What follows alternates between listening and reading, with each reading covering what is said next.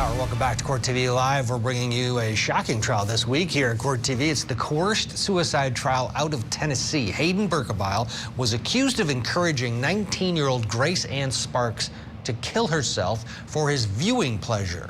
Back in September of 2019, the pair had been talking to each other online for years, but only met in person one time. The state's case centers around thousands of messages between the two that often involved role play and talk of suicide. This hour, we're bringing you the defense opening statement as it played out in court. Defense attorney Keith Lowe began by telling the jury the nature of Berkebile and Sparks' relationship and how they began talking to one another. As you are no doubt about to hear in a second when we go through these messages, the proof is going to show that those are nowhere near all the messages in the case. The proof is going to show you that many times those messages are going to take completely out of context, as a matter of fact. I'm going to ask you to remember everything the state told you, hold them to it if the proof comes out. And if the proof doesn't come out exactly as they said, I encourage you to ask yourself why they chose those messages out of context. The state has opened this by telling you what they hope to prove, which is a deliberate and persistent plan to coerce and control Ms. Sparks. I'm going to try to take you through what I believe the proof will be chronologically, because that's the easiest way for me to understand it. And I think as I talk to you about what the proof is going to be, that you'll be able to put that tension in context. Mr. Berkebile and Ms. Sparks are about 7.5 years apart in age. Time of her death, when she was 19 years old, he would have been 27. He would have just had his birthday on. They had some things in common. They both had suffered abuse in their lifetime and trauma. And that is how they originally came to know each other. They met on a website. The state has asserted that that's happened in the year 2013 in their PowerPoint. I don't know if there's going to be any proof of that. I don't know if there is any proof of what year they met in. And the reason that there's no proof of that is because they actually fallen out of contact for a period of years, and it's hard for them to remember when they had met. They met online, not in person. So it's hard to place the date. I don't know if there's going to be any proof as to the exact moment in time they met. There is going to be proof that they did meet on a website designed to facilitate communication between strangers, or legal or naked. These are not people who sought each other out by name or age or any other characteristic. They just literally logged onto the website to let you talk to a stranger. Proof is going to show that they were looking to talk to strangers about suicidal ideation. They were both suffering with thoughts of suicide. They wanted to talk to somebody about it who had a common experience. Mr. Berkebile, actually, the proof is going to be he attended therapy. It didn't work for him. He did suffer abuse as a child, not really defendant. The proof is going to be that he did suffer physical and sexual abuse as a child. It's hard for him to cope. Attempted therapy did work. Now he's trying to reach out to people with shared trauma so that he can commiserate with somebody. Quote him in the statement to Mr. Terry so that he could just talk to someone who didn't hate him as much as he hated himself. He was just looking for support.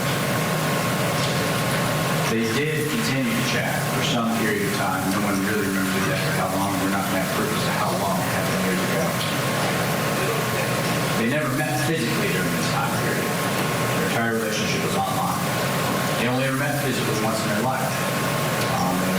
2019, now June, July of 2019. And Ms. Sparks was 19 and Mr. Berkebile was 26. We met one time. During this time that they're chatting, online, they never met. Their chats continued on and off for a period of time, not continuously. There shouldn't be no proof of that. Proof is going to be they chatted on and off over a period of time. Proof is going to be one period of time they fell out of contact with each other for a period of years. Okay? There's not going to be proof that there was a persistent scheme to control her. There's not going to be any proof that they had consistent contact. Proof is going to be they fell out of contact with each other for a period of years. There were years where she was living her life with her family and her fiancé, where she had no contact with Mr. Berkebile at all. But they did, prior to falling out of contact, they did chat. At some point in time, well, there's not going to be any proof that anything overtly sexual happened between them. The relationship did approach one where she became incredibly emotionally invested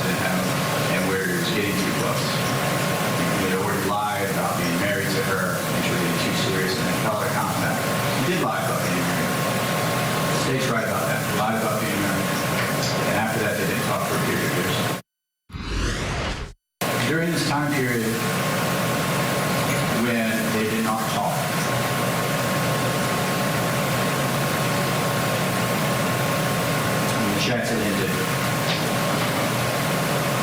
She did have some struggles she was going through. There's any proof of that she wasn't talking to this profile.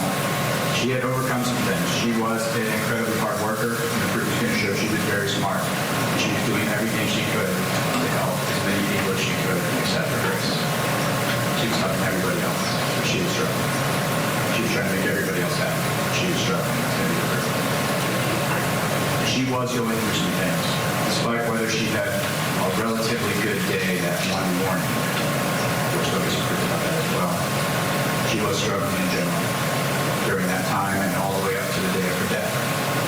She was still suffering from and dealing with depression and anxiety, as she would suffer from and deal with all the way up to the moment of her death. At the age of 17, she met a man by the name of Jim Landry. She met Mr. Landry on a website called Seeking Arrangements. It is a sugar daddy, sugar baby website, which the proof is going to be a quasi-legal way to skirt prostitution laws. She developed a relationship with Mr. Landry, originally misrepresenting her age to Mr. Landry. There's going to be some proof that she did that. She misrepresented her age to folks that she met online. There's going to be some proof she misrepresented her age to Mr. Landry, and they began a relationship when she was 17. At some point in time, Mr. Landry became aware of her age. She was underage. We believe that some proof will tend to indicate that they stopped their physical relationship at that point, but they continued an emotional relationship. Mr. Landry was 44 years old at the time. Ms. Sparks was 17. They created a countdown on Facebook, countdown to the second of her 18th birthday. Mr. Landry and Ms. Sparks did, all during the time of Ms. Berkebile had no contact with her at all. The day she turned 18, or very closely thereafter, Mr. Landry moved Miss Sparks out of her mother's home and into his home. The day she turned 18. She lived with him. In his house as man and wife. 18-year-old, 44-year-old, 45-year-old. In Tennessee, not in Indiana, nowhere near Mr. Berkebile, and for a large part, for a long period of that time, no contact with Mr. Berkebile.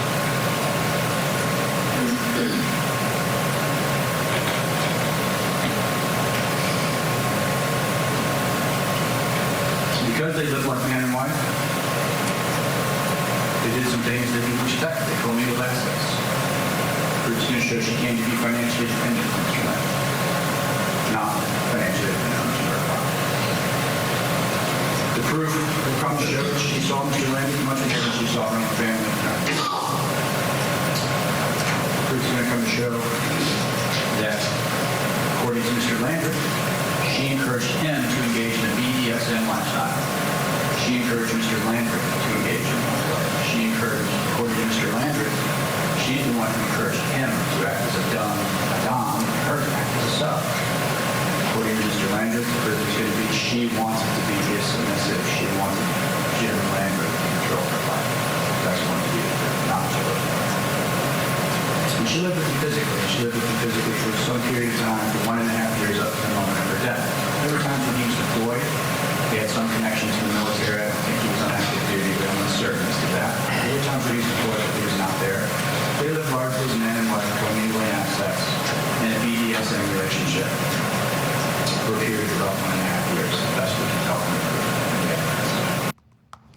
All right, defense opening statement. That's a portion of it on behalf of the defendant, Mr. Berkebile, in this case that took place in Tennessee. Let's bring back Marie Pereira. Also joining our conversation is Daryl Stallworth. He is a criminal defense attorney based in Oakland, California. Good morning to you, Daryl. Thanks for getting up and spending some of your valuable time with us. This defense is going towards this sort of, it's a real defense, because we just heard the prosecutor lay out a case, and now they're like, well, wait, this is more complicated than that you may think it is. And Daryl, the bottom line is this man is facing criminal charges for contributing to the death of a person that he was hundreds of miles away from, and was just using his words. Do you believe that he should be held legally responsible for something that occurred miles and miles away? The jury's going to have to cipher through the information. They're going to have to find that he knew that she was entertaining thoughts, that he encouraged her, and he did it over a period of time. There is an age difference. He's older. So they're going to have to find that he knew that she was vulnerable. He knew that she was capable of doing it, and he aided and abetted her, in a sense, to get to that point. The defense has softened it in their opening statement. Of course, they're going to do that. They're going to talk about him having some problems. They're going to talk about other problems in her life. But ultimately, it's going to be a decision that the jury has to make about the line that is crossed from being a moral bad person to being an unlawful bad person. And it's going to be an interesting case. We don't see very many of these where words are going to be enough to get you to a criminal prosecution based on your knowledge, your belief somebody's going to do something.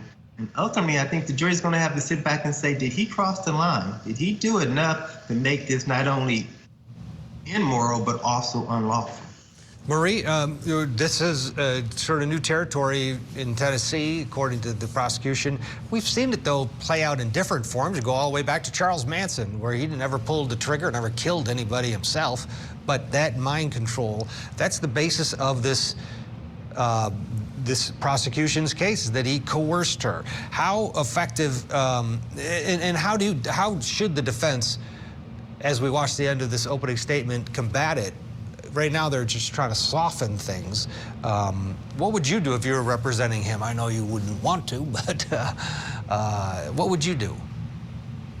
I think they're doing more than just softening it. They tried to make it look like, it was only a 6.5-year age difference. And then they are saying that basically she was a sugar baby, that she didn't even see him for years and years, and she was the one who was corrupt, and they're trying to dehumanize her by making her look like a cyber whore, that she was with this older man for his money. She moved into his house out of her parents' house, and she's not an innocent victim. As a matter of fact, they're alluding to the fact that she came in with her kinky, sexual, sadistic type lifestyle. She even tried to corrupt the older man to do it. That's what I'm hearing. And they're making her look like she was a whore for hire, a sugar baby with a sugar daddy, and nobody needs to be feeling sorry for her right now because she's the one who was in complete control of both of these men. We'll see if it works. Coming up, defense attorney Keith Lowell tells the jury that the relationship between Berkebile and Sparks went much deeper than their messages might have indicated. More from that defense opening statement next.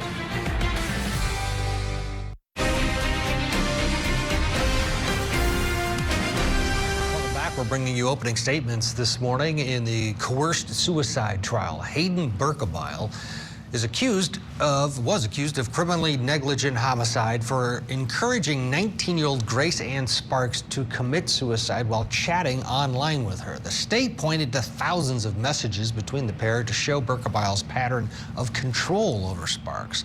But the defense claims there's much more to these messages.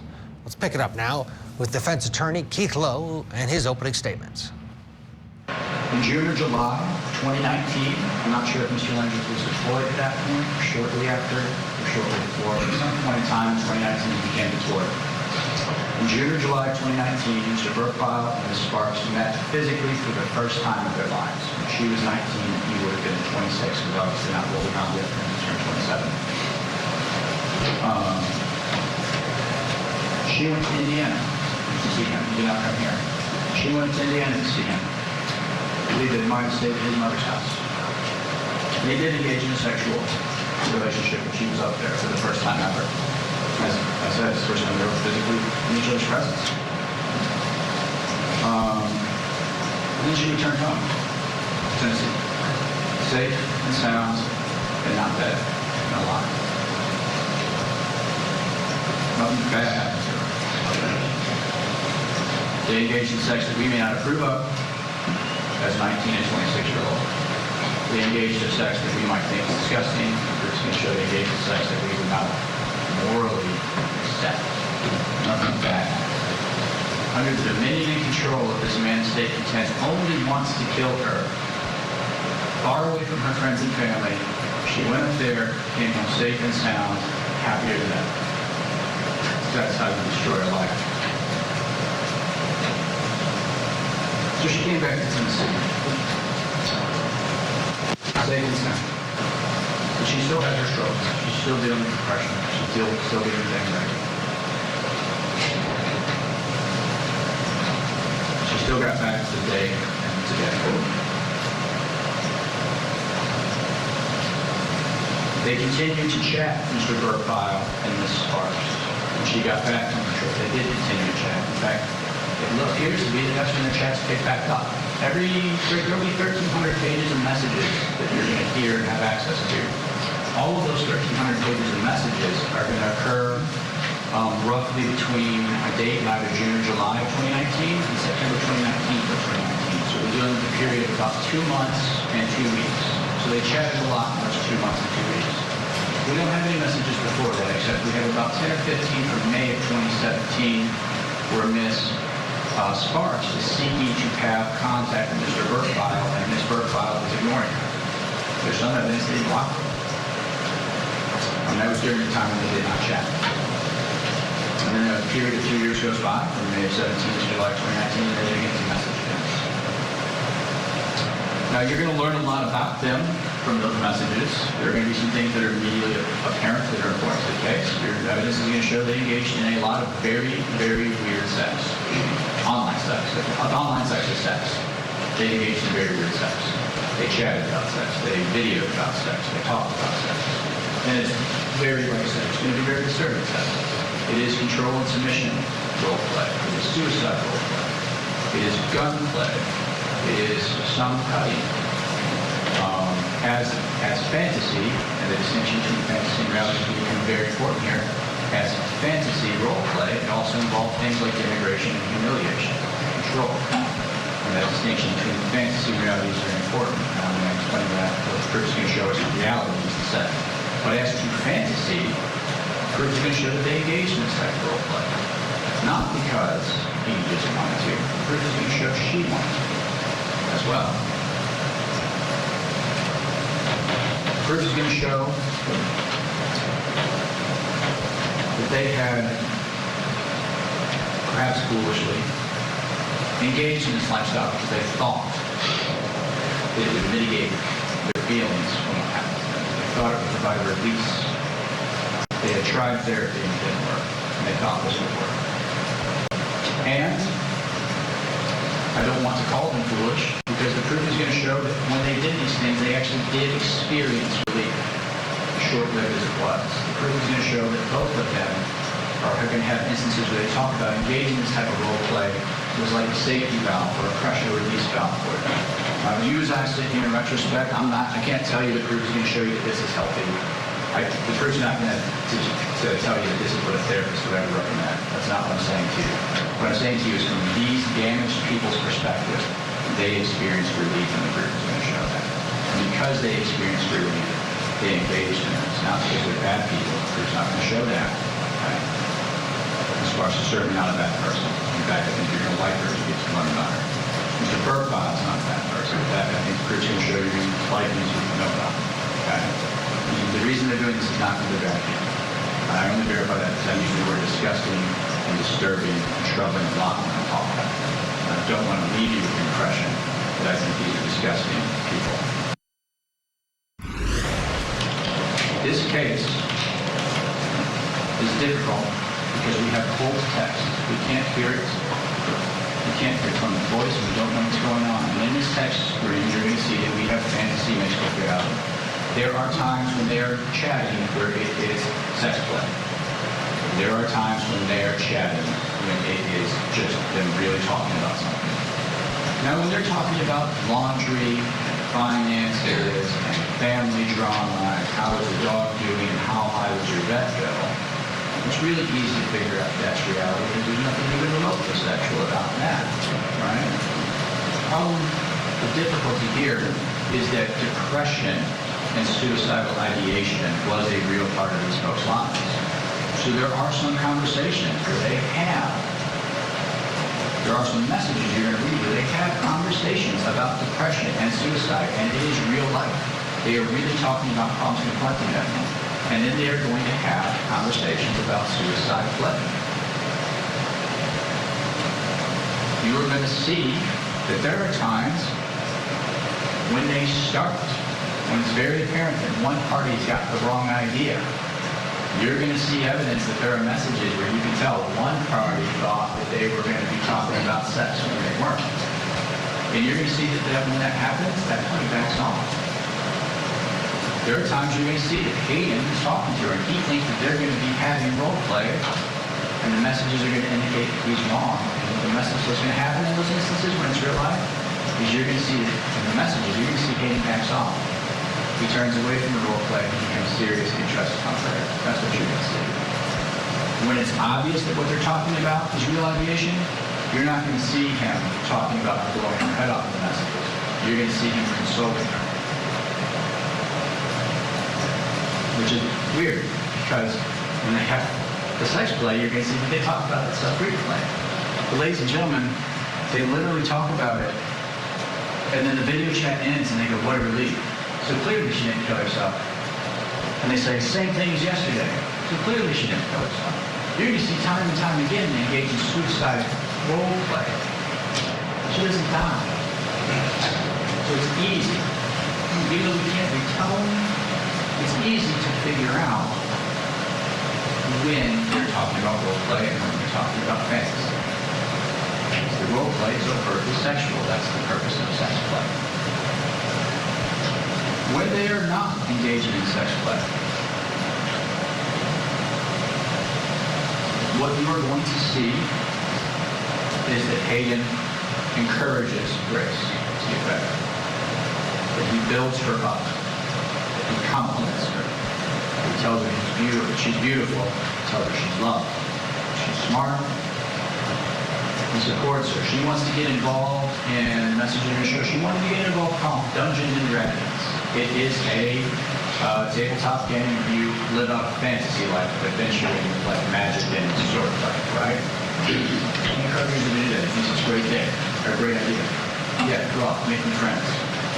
Not excluding her, encourages her. That's going to be the purpose. Go out, make new friends. That's going to help. He encourages her to turn to her fiance. He knows about her fiance. He doesn't try to get her away from her fiance. He says, I'm really happy you have Jim.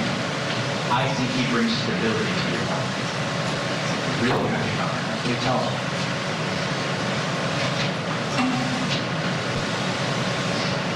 On multiple occasions, she talks truthfully about suicide with them. You're going to see that in the messages. And when that happens, he talks her down. He makes her promise not to kill herself. Makes her swear not to kill herself on those times. Coming up, attorney Keith Lowe attacks the state's case, saying Berkebile and Sparks engaged in mutual role play but never crossed any lines. That's next. .com.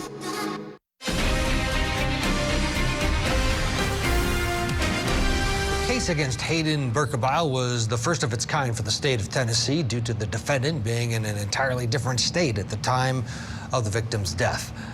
Berkebile was accused of coercing 19-year-old Grace Ann Sparks to kill herself while chatting online. The pair both suffered from bouts of depression, and the topic of their messages often included suicide and role play. But in the defense opening statement, attorney Keith Lowe told the jury Berkebile had no real feelings for Sparks, or he had real feelings for Sparks and never actually wanted her dead. One of the things the state has showed portions of are conversations from August, and we're going to get into that, where they're engaged in what appears to be role play. What they don't show is how that conversation ended on the PowerPoint. The conversation ended with her suggesting alternatives to using a gun. Proof is going to show you that for the role play they use gun. Don't do other things for the role play. You're not going to see it. You're going to see this conversation when you get to read the full conversation. They show you a snippet of it in their PowerPoint. You're going to see that conversation turn. He insisted on the gun because that's what they use for role play. So I hang myself. is obviously not something he can control from Indiana if it goes wrong. And he says, no, God. She said, I could light myself on fire, which is obviously not something that he can check on the safety of from Indiana, and also something he can't really do. He says, no, God, because the gun can be verified as empty. The gun can be controlled. At one point in time, she makes a comment, don't you want me to die? Which is weird because they actually use die as shorthand in the text messages for suicide roleplay. I want to kill you and you die, and then the video chat message like all over it. So they use shorthand for the roleplay. One of the things they left out is where he seriously says, no, I don't want you to die. Because the conversation is turned. And now the conversation doesn't sound like other roleplay. She's not wanting to use the things they use for what they normally use for roleplay. She's talking about pain. She can't be gun safe. She's talking about setting herself on fire. She can't be gun safe. She says no. At one point in time in the conversation, she says, I want to kill myself, not on video. And he says, you know our video I get to watch. And she replies, but if you watch, you'll stop me. And he says, yes. And the proof is going to be, ladies and gentlemen, the reason he's demanding it, the proof is going to show that the reason he's demanding it be done on video, and the reason he's demanding it be done with a certain tool, is because that's what they believe is safe. Because he does know that she has a history. And he wants to look at her. And he wants to judge where she is. The proof is going to show that when she engages in his videos and she has second thoughts where it mixes with reality. That's one of the things they did show you. She said, I suck because I didn't kill myself. And he says, no. You're good because you didn't kill yourself. You follow the orders. I don't want you to die. I told you not to kill yourself. Because these are damaged people, and it is a mission. So they're trying to portray this as he wants to destroy her life. He wants her to die for his viewing pleasure. And the proof is not going to show that. The proof is going to show the opposite. The proof is these are damaged people, perhaps a little foolish, but they are trying to support each other. They're trying to encourage each other. And they do. They say things to each other that are encouraging all the time. You're going to hear mountains and mountains and mountains of Miss Sparks and Mr. Berkebile just building each other up. Just saying I love you. Just saying you're smart. Just saying you can pull through this. Just encouraging them to reconcile with family. Telling them they can get through family trauma. That's what you're going to hear. It's going to start out, the messages are going to start out right after they just met for the first time physically and had sex. The messages are going to start very sexual. They literally just met for the first time. They literally just had sex. The messages are going to start out very sexual. They're going to end very attractively with projected. But in the middle, what you're going to see is just two damaged people who legitimately care about each other. That is what the group is going to show in those messages. These are not two people who want to destroy each other. These are two people who want to help each other. Fortunately for Mr. Berkebile and Ms. Sparks, despite the fact that they engaged in this play numerous times in the past with no real consequences, despite the fact that they engaged in suicide roleplay numerous times without problem, neither Mr. Berkebile, maybe even Ms. Sparks, could really know, could have known prior that this was different. Mr. Berkebile was questioned about this, and he did give a statement as to what happened. We know that the proof is going to show on September 29th there was something different. That when the video came on, Ms. Sparks was acting differently. That rather than engaging in role play, she would put on a video that was titled Hurt, which I've never actually seen. I don't know what the video Hurt is, but that's going to be approved. That was odd. She put on a video entitled Hurt. That instead of engaging in role play as they normally did with an empty weapon, at some point in time she reached over and put a bullet in the weapon. Said something to Hayden in the camera, put the gun in her mouth and killed herself. The proof is going to be that during the time this happened, her father screaming, no, don't do it. He then called 911 and said, I think there's been a suicide. Ladies and gentlemen, the jury has seen the messages, but there are times in the past where he has sent messages after videos where he said, hey, I really fearing, I just want to make sure you didn't actually hurt yourself after you come out. In the past, not this time. And she responded, oh yeah, that didn't hurt. So he says, I think there's been a suicide. Because at this point in time, he's not actually sure. He's not exactly sure what happened. He heard a gunshot. But he's not actually sure what happened. He says, I think but he's hysterical and on the call. We play the rest of it. He breaks down. Some of the proof you're going to hear is the rest of the 911 call, and along with the rest of the 911 call, you're going to get a sheet that looks like this. It's just a sheet that somebody types out what they're talking to the person. And what you're going to learn from that sheet, at one point in time, all they can type down is the call is hysterical, can't understand it, weeping, it's frightened. They classify the emergency type as suicide. And you send somebody to check on it. Of course, it is a suicide.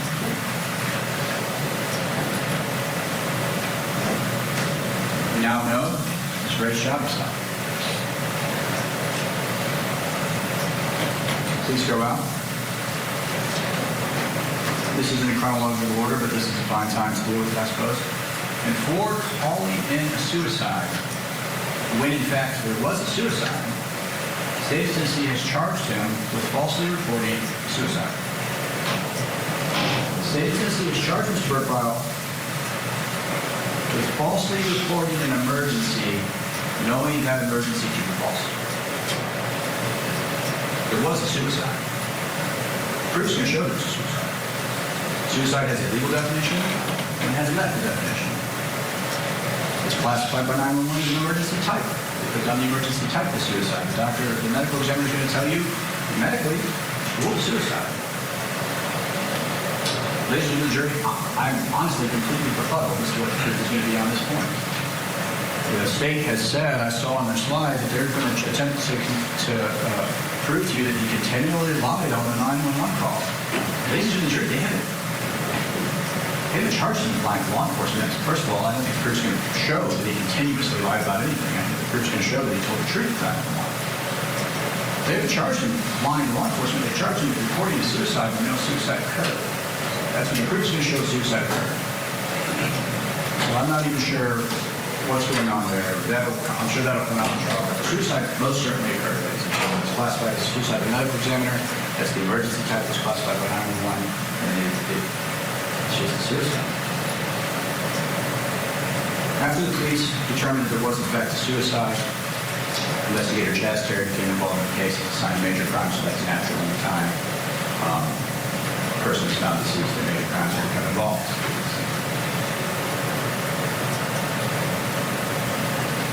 He honestly worked on the case really hard. He worked on it in only one direction, towards Mr. Berkebile. We have a person who suffered from depression, anxiety, a lot going on in their life. But text, which is so gross, text is so disturbing, that's where the investigation went only went there. The proof didn't beat the investigation only went to Berkebile. It only comes to the disgusting nature of the text. The proof's going to be there. There's no attempt to understand the context. And he interrogated Mr. Berkebile. He berated him. Proof's going to show that. Proof's going to show he yelled at him. Proof's going to show he assaulted him. Proof's going to show he broke him down. The reason he did that is investigators believe that that's a valid interrogation technique. Proof's going to show that too. Proof's going to show that they feel like they can get honest answers by doing that. I don't know if that's true or not. That's what the proof's going to show that they believe. The investigators believe that. Proof will show that. And Mr. Berkebile gave an answer response. He told investigator Terry over and over again he did not learn. He was yelled at and insulted until he was sitting at the table with his face in his hands, weeping openly as a grown man until Arthur was broken down and telling him no, he didn't want it. Coming up, defense attorney Keith Lowe tells the jury that the proof is going to show that Hayden Berkebile actually encouraged and supported Sparks with her mental health struggles. The conclusion of the defense opening, that's next. Disney Junior.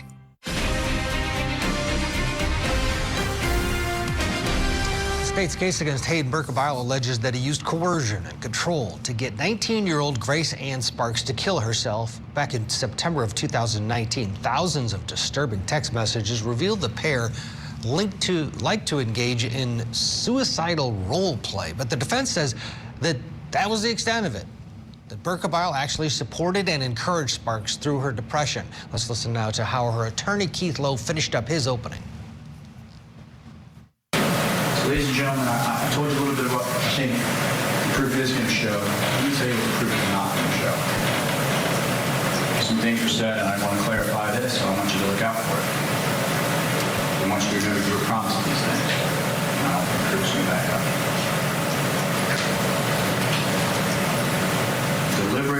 assistant plans to coerce and control Ms. Sparks.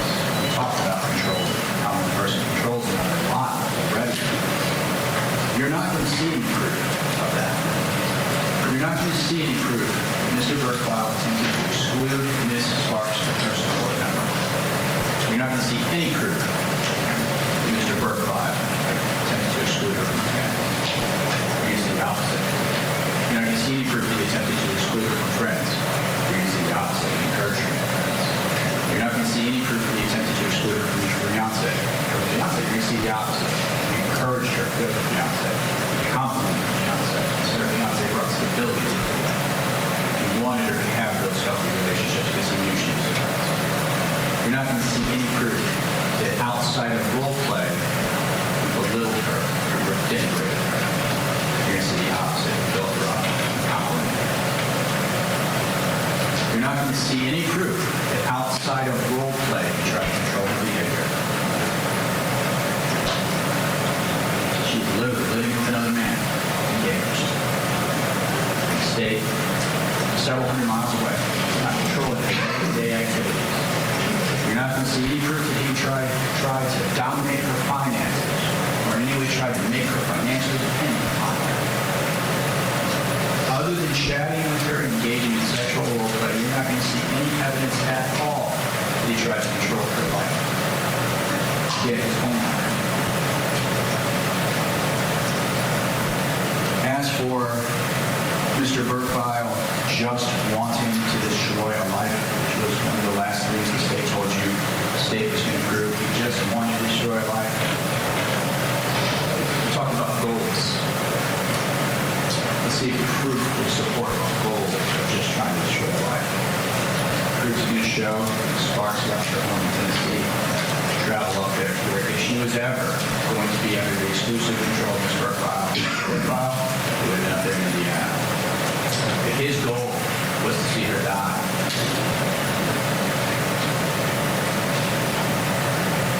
certainly seems more impactful in person to do that. His proof's not going to show in person. So when you're thinking about these assertions, think about the fact that that happened shortly before her death. You're the culmination of all this. And the state wants you to believe that he was dead set on just destroying her. She left her home voluntarily. She went to see him voluntarily. She was at his mercy if she was ever going to be. She came home safe and sound and happy. Ladies and gentlemen, as you're watching this, I would encourage you to listen to it carefully. At times it will be disturbing, at times it will be boring, but please listen to it carefully. Look at it more thoroughly than the investigators here today. Look at it more thoroughly than the state has. See if the proof really shows that this is wrong. Or see if the proof shows he's too damaged.